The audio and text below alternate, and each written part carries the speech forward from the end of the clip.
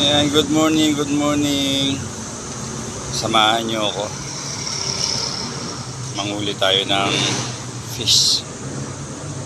Samahan nyo ako. Tingnan nyo kung paano ako manghuli ng fish.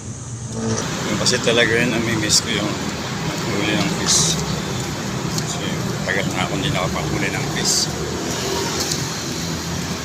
Nung bata pa ako, mahilig talaga ako yung mamingwit.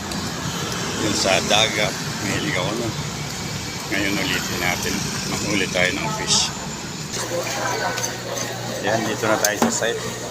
Isang tayo manghuli ng fish. Ito nahuli natin. Pakita ko sa inyo nahuli natin.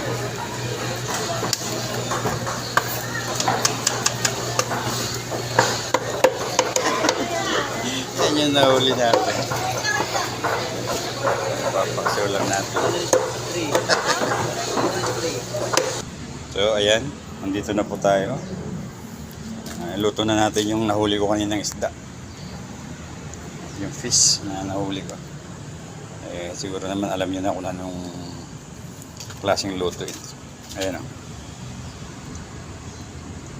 Ayan, kompleto na yan.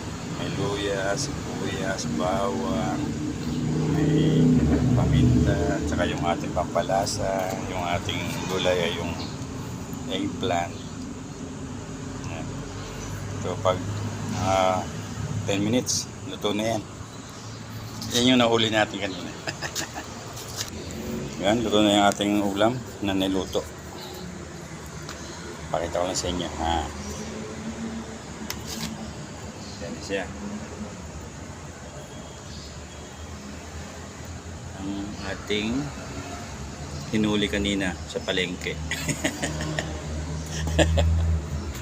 Hinuli tayo ng yung fish kanina sa palengke. Kaya maraming salamat sa panonood.